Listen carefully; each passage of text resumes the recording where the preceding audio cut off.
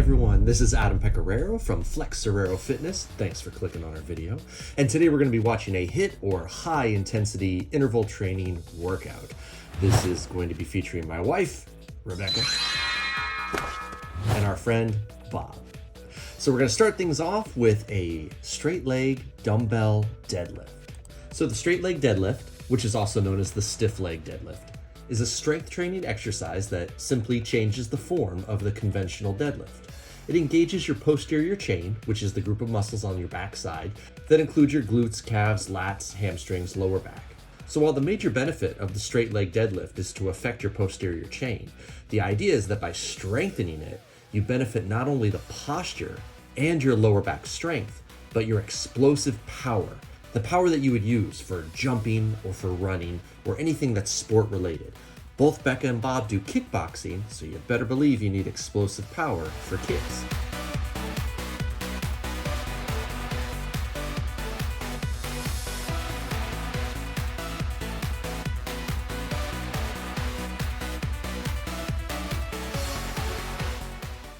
The next exercise is an in and out jump squat, and they're going to hold a single dumbbell in the goblet position.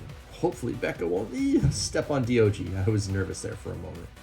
So this would be a form of plyometric training, and plyometric training refers to explosive compound movements.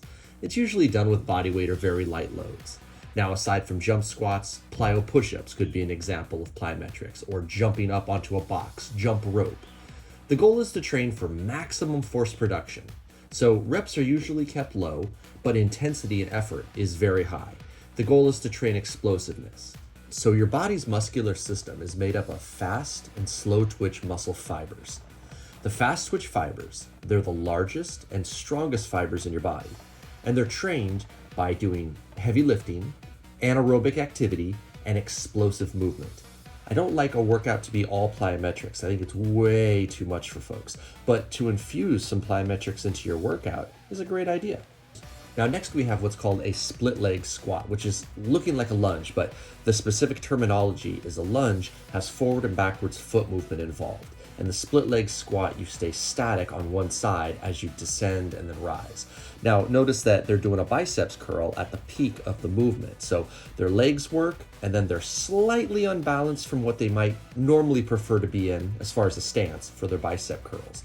That engages the core while strengthening not only the biceps and the shoulders, but the quadriceps.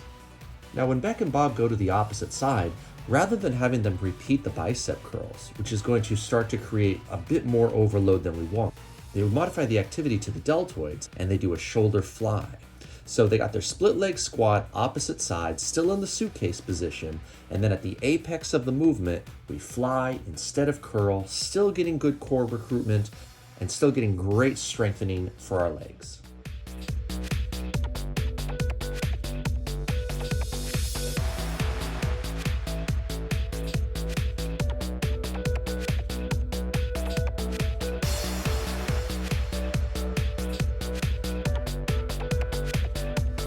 Okay, so this is a single leg skier hop or skater hop.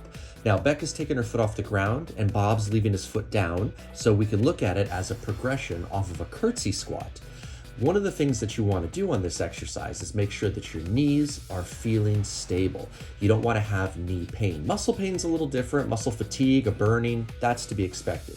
But any pain in the ankle, the knee, or the hip, you should just do an alternating curtsy squat or a regular squat as an alternative. Why try to do things that are single leg? Well, like I was saying a moment ago, if there are no limiting factors, meaning it's safe for you to do it, a single leg exercise is going to promote great muscle growth and great muscle strength, simply because the movement uses and demands more muscles, meaning that you're going to engage more muscles in, like for example, a single leg squat than you would in a traditional squat. You're going to increase the weight with minimal spinal load, which means you don't have to throw a barbell on your back. It'll improve, in this case, very much lateral stability. It builds unilateral strength so that you can be balanced. Absolutely improves your literal balance. This is plyometrics again, but now we're training in a different plane, so we can train in multiple planes.